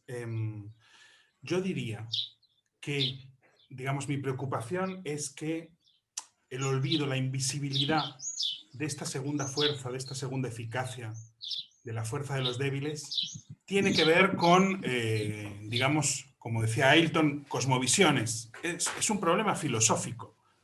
El olvido de la fuerza de los débiles, la invisibilidad de esa segunda eficacia en todos los órdenes de la vida, porque no estamos hablando simplemente de política o ni siquiera de guerra, sino en todos los órdenes de la vida, me parece que tiene que ver con maneras de ver, digamos, que nos constituyen, ¿no? Entonces es un problema filosófico. Sin embargo, también quería hacer ver con las tres historias que Occidente es, digamos, un espacio de disputa, no es un espacio plano, digamos, de dominación, de imperialismo, de colonialismo. Claro. Digamos, es un espacio en disputa, que siempre ha habido disputa, que ha habido también que derrotar a nuestros propios indígenas, a nuestros propios anarquistas, a nuestras propias, etcétera, para poder edificar el orden actual, ¿no? Es decir, que hay que ver esos agujeros, hay que escuchar esas luchas, hay que ver un poco esa complejidad de escuchar el fragor de la batalla, ¿no? Digamos, en la que se ha ido constituyendo Occidente y en la que se han puesto en juego epistemologías diferentes, ¿no? Por ejemplo, en las tres historias que he contado, ¿no? No por casualidad los anarquistas, digamos, en la guerra civil son un conglomerado de todo lo que el Estado rechaza, ¿no? De todos los vagabundos, como ha dicho Ailton, de Europa que vienen a luchar aquí de repente, ¿no? No por casualidad. Entonces, bueno, en primer lugar, el olvido de la fuerza de los débiles, la invisibilidad de esa segunda fuerza, de esa segunda eficacia, es filosófica, es occidental, pero Occidente no es un bloque monolítico, digamos, tiene toda una historia, digamos, de disputas, de agujeros, es una tela agujereada también, ¿no? Y hay que poder escuchar eso. Entonces ahí entraríamos en la cuestión hegeliana, que yo por supuesto no soy un experto en Hegel, me apoyo en 4 lecturas por ahí, cosas de Hegel y cosas sobre Hegel, o sea que nadie me haga mucho caso porque digamos, todo lo que leo más o menos me invento la mitad de lo que leo para reapropiármelo, o sea que en ningún caso que se lo tome nadie como una lección de hegelianismo que no puedo dar ni mucho menos. Pero me parece que Hegel es un gran teorizador de la guerra como máquina de abstracción. La eficacia de la fuerza de los fuertes, la eficacia de la primera fuerza, de la primera guerra, es sobre todo su gran capacidad de abstracción. Vence el que abstrae. Vence el que logra separar al sujeto del objeto a través del terror, ¿no? Entonces, para Hegel hay 2 elementos, 2 movimientos fundamentales, digamos, de la guerra. La guerra que, por supuesto, para Hegel hace progresar la razón y la historia, ¿no? Esos 2 movimientos son que en la lucha a muerte, las 2 conciencias, los contendientes, dudan, digamos, el uno del otro, desconfían el uno del otro, hacen vacilar el mundo, ¿no? Es decir, se arrancan de lo sensible, se arrancan del fluir de la vida, se arrancan de lo más inmediato. En ese sentido, la guerra, por eso es racional, porque se eleva con respecto a los cuerpos, a lo sensible, a la empiria, ¿no? En ese sentido, la guerra es racional y abstrae, y saca su fuerza de una abstracción, ¿no? En primer lugar, la duda. La guerra introduce la duda, ¿no? Disuelve todas las opiniones, dice Hegel, establecidas. Y en segundo lugar, hace que los contendientes se copien uno al otro. Hegel es muy interesante cómo piensa la guerra. Dice, la guerra no es solamente una cuestión de fuerza, es una cuestión de significación. Gana el que mejor traduce al otro. Gana el que mejor impone su código sobre el otro. Y me parece que Todorov, cuando en La conquista de América explica por qué Cortés, con un puñado de hombres, logra vencer a Moctezuma, está aplicando la máxima hegeliana. Cortés gana a Moctezuma porque Cortés escucha y Moctezuma no quiere saber nada de Cortés. Y Cortés, digamos, es capaz de introducirse en su código, es capaz de saber que hay peleas entre los diferentes pueblos, es capaz de saber que se le toma por un dios, es capaz de manipular, digamos, los signos, ¿no? Todo a través de la figura tan ambivalente de la Malinche que le hace de traductora, ¿no? Vence el traductor más poderoso y ese es el que es capaz de aniquilar el otro. Es un traductor que no quiere, como un buen traductor, dar a conocer un texto. Lo que quiere es borrar el texto del otro, pero lo hace con una escucha muy fina.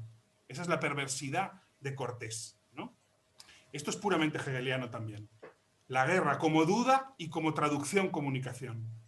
Entonces, la fuerza de los fuertes, la primera teoría de la guerra espejo, su fuerza es la capacidad de abstracción, a través del terror, a través de la imposición de código, a través de la duda, del hacer vacilar lo más sensible, lo más inmediato. Sin embargo, ¿dónde está la fuerza de los débiles? Está en la materialidad. Está en la materialidad del mundo, de los cuerpos, de los afectos, de los vínculos, de los tiempos y de los espacios. Por eso me parece que el olvido de esa segunda eficacia, de esa segunda fuerza, es profundamente filosófico, porque nuestras sociedades viven muy subordinadas al signo, a la abstracción. No digamos ya las sociedades capitalistas que lo subordinan todo al precio, a lo más abstracto del mundo, ¿no? Por eso son sociedades religiosas todavía, porque subordinan lo terrestre a lo extraterrestre, a la trascendencia, ¿no? Entonces, la primera fuerza pasa por abstraer. La segunda fuerza pasa por materializar. Por eso, el débil tiene que anclarse al territorio en el que está, activar el cuerpo, activar los vínculos, ser los espacios, ser los tiempos, admitir la pluralidad de la vida, porque la fuerza de los débiles pasa por la fuerza de los entramados materiales de vida. En ese sentido, la fuerza de los débiles es la política en femenino, que dice Rita, totalmente, totalmente, ¿no? Entonces, por eso me parece que el olvido de la primera fuerza es profundamente filosófico desde este sesgo, de que hay un occidente que hace de la conquista un proceso de abstracción sobre el mundo. Y eso es el capitalismo. Lograr cuantificar el mundo entero, cuantificar nuestros cuerpos, los rendimientos, la tierra, convertirlo todo en número, todo en precio, en la máxima abstracción. Por tanto, nuestra fuerza es devolver al mundo, a nosotros mismos, a los cuerpos, a los vínculos, su materialidad. Solamente apoyándonos en esa materialidad podemos desafiar la fuerza de los fuertes, que pasa por la abstracción. Pasa por separarnos de las tramas de la vida, separarnos del cuerpo, separarnos de lo más propio, arrancarnos de, digamos, de la materialidad, ¿no? Y por último, me parece, con respecto a la pregunta de si podemos ir a la guerra a espejo apoyándonos en la fuerza del habitar, ¿no? Como he intentado también explicar en este libro que acaba de aparecer, de Habitar y Gobernar, ¿no? El habitar sería, digamos, precisamente el despertar en esta trama, digamos, material de vínculos, ¿no? y en activarla.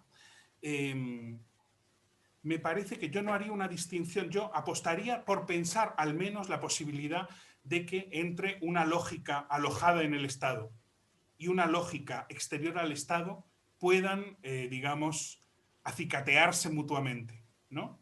Es decir, que no se trata de elegir a los anarquistas contra los republicanos, para mí, o al 15M contra Podemos. A mí me gustaría apostar ahora mismo por la posibilidad de una combinación entre esas fuerzas. Es decir, convencer a los republicanos de que van a perder si no cuentan con la fuerza que puede significar un plus con respecto a la fuerza de los fuertes. Porque con respecto a la fuerza de los fuertes, los republicanos siempre van a perder. No tienen los mismos aviones, no tienen los mismos cañones, no tienen la misma disciplina. Con respecto a la fuerza de los fuertes, siempre perdemos, porque tenemos menos de todo eso. Nuestra única, digamos, salida, nuestro único recurso es otra fuerza. Por eso peleamos siempre en asimetría con respecto al poder, no en simetría con el poder, porque sacamos nuestra fuerza de otro lugar. Entonces me gustaría pensar la posibilidad de que pueda haber una fuerza como Podemos que entre en la guerra en espejo, pero apoyándose en una guerra que está fuera del Estado y fuera del sistema de partidos. Porque si no, me parece que entramos en una dicotomía que a mí me chirría ahora mismo, que es la de, digamos, que todo lo estatal queda, digamos, designado como el mal y por fuera estarían los movimientos, la calle. Y además hacemos esto hablando en el Museo Reina Sofía. Yo no me siento cómodo con esto. Yo prefiero, digamos, intentar pensar un poco cómo puede haber otro tipo de lógica. Pero Podemos, Podemos no desactivó esa fuerza se desactivó sola por unas historias muy largas que ahora no podemos entrar. Pero el primer perjudicado de la desactivación de esas fuerzas ha sido el propio Podemos. Porque ninguna fuerza alojada en el Estado puede empujar el Estado más lejos si no hay una fuerza que lo apoya, que lo sostenga y que lo desborde constantemente, incluso peleando contra ello. Total. Entonces, como dice Raquel Gutiérrez, incluso los poderes progresistas se pegan un tiro en el pie si desaparece esa otra fuerza. Lo que habría que pensar es cómo poder engarzar esas dos fuerzas que pertenecen a mundos diferentes, que pertenecen, eso sí, radicalmente a mundos diferentes. Pero ¿por qué no vamos a reconocer que vivimos a la vez en dos mundos? Vivimos a la vez en dos mundos. Vivimos en el mundo en que queremos más salario, por ejemplo, pero también queremos, digamos, deshacernos del trabajo asalariado. Queremos las dos cosas. Queremos más salario y queremos el rechazo del trabajo. Y tenemos que sostener la contradicción de habitar dos mundos, de habitar esa contradicción. Entonces yo querría apostar por la posibilidad de lo que dice esa persona en la pregunta, digamos, de que esa guerra en espejo pudiera ser librada con apoyo en una materialidad que es externa al sistema de la política, del Estado y de los partidos. Sí. Tres preguntas más, si quieren. Pero yo quiero intervenir. Vale. Tenemos apenas 5 minutos. Sí. Dos cuestiones. Una muy breve, pero sobre Todorov y la guerra de México, la conquista de México. Que no sé, y no hay tiempo ahora para enhebrarlo, pero hay otro elemento que permite a Hernán Cortés vencer, y es algo que está vinculado también al pensamiento de Quijano, es que Cortés levanta anclas con su sagrado, o sea, su sagrado se ausenta completamente, o sea, él se desamarra completamente de las normas, costumbres, todo lo que él ataría e impediría o colocaría trabas al botín. Entonces él se dirige exclusivamente a un botín y olvida completamente las amarras de su sagrado, de su, digamos, referencia moral. Y eso le da una ventaja sobre Moctezuma, porque Moctezuma permanece en su espacio y permanece leyendo la realidad a partir de su sagrado, o sea, a partir de los elementos de su tradición, lo que le coloca en desventaja. Ahí hay una diferencia que no tengo tiempo ahora para examinar a la luz de lo que conversamos aquí, pero creo que vale la pena examinarla, ¿no?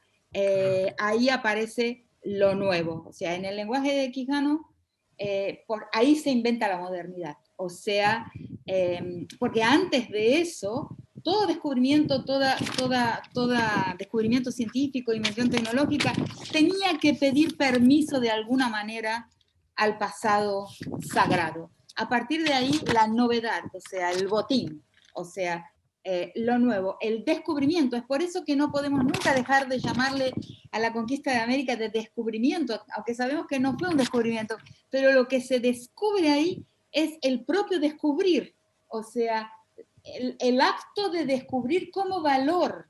Por eso no podemos desembarazarnos de esa palabra descubrimiento, porque en el fondo el descubrimiento es lo que sucede ahí. Suelto, libre, hacia el oro, más nada, sin moral, sin escrúpulo, absolutamente más nada. Entonces eso es una cosa que quería. Y la otra contribución que estoy pensando desde el principio y que no me dio tiempo porque me controlé mucho en el tiempo de mi exposición, es que hoy, la escucha que el poder hace del mundo es extremadamente sofisticada y extremadamente informada. Los think tanks, las universidades del norte, los grupos, ¿no? Formados dentro de esas mismas universidades, Harvard, todos los golpes, el golpe de Brasil y los varios golpes a nuestro continente, mucho esa universidad, ¿no? Harvard, pero otras también, Yale. Ahí se piensa con mucha información y también con mucha sofisticación, ¿no? Julio César en la Guerra de las Galias ya nos enseña no despreciar la inteligencia del enemigo. Es fatal. Entonces ese imperio, ¿no? Que se apodera del mundo constantemente, que reafirma su poderío sobre el mundo, escucha muy bien. Entonces es muy probable que ha escuchado lo que vos, Amador, estás diciendo, ha escuchado la existencia de esa otra eficacia, ¿no?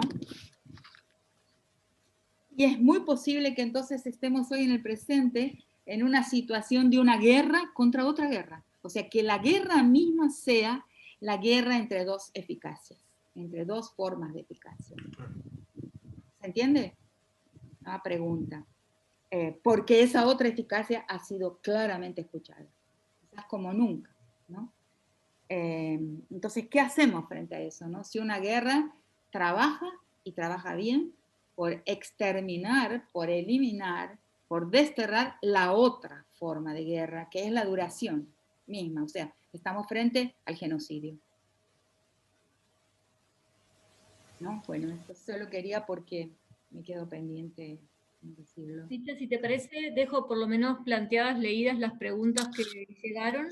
Y yo también quería plantear una pregunta, y quizás mañana, que continuamos con la sesión a la misma hora, a las 6 de la tarde, hora española, coordinada por Elisa Fuenzalida, y con la participación, las dos aportaciones de Maristel Esbampa y Santiago Albarrica, podemos también quizás darnos un turno de palabra para retomar estos ejes y conectarlos con las discusiones de mañana.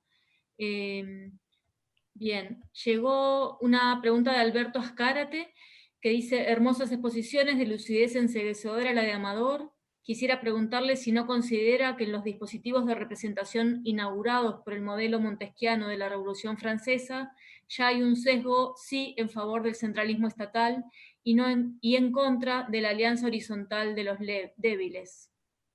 José Valverde plantea: Alton mencionó en algún momento cómo esa epistemología universal y excluyente da forma a una ideología fascista. Me gustaría que pueda ampliar ese punto. Jorge Sánchez plantea: las intervenciones me llevan a pensar en el esquema de táctica y estrategia discutido ampliamente por Michel de Certeau. Por otro lado, me parece que es más de común canalizar el anhelo de cambio a través de estrategias, conceptualizaciones y ejercicios técnicos ligados a una imaginación más bien capitalística. Por ejemplo, empresa social, emprendimiento social, innovación social, a su vez ligados a los 17 Objetivos de Desarrollo Sostenible enmarcados por la ONU. ¿Qué piensan ustedes de estas estrategias? ¿Actúan desde este lugar?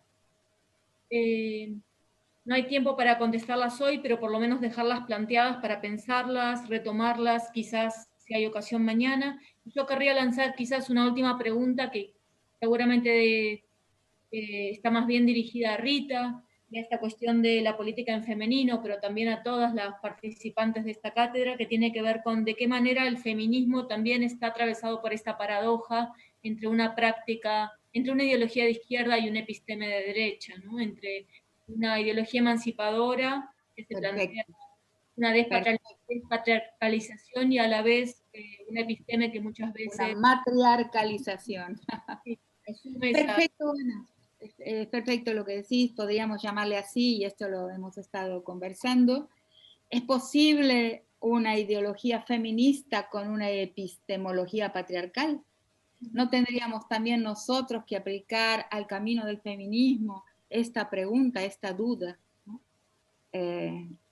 Esta contradicción que está dentro también de nuestro movimiento? Lo dejamos para la próxima. Muchísimas gracias a todas por su participación, por la cantidad de ideas con las que nos dejan pensando, y retomamos entonces mañana a la misma hora, en el mismo enlace, con la segunda mesa de esta cátedra. Muchísimas gracias.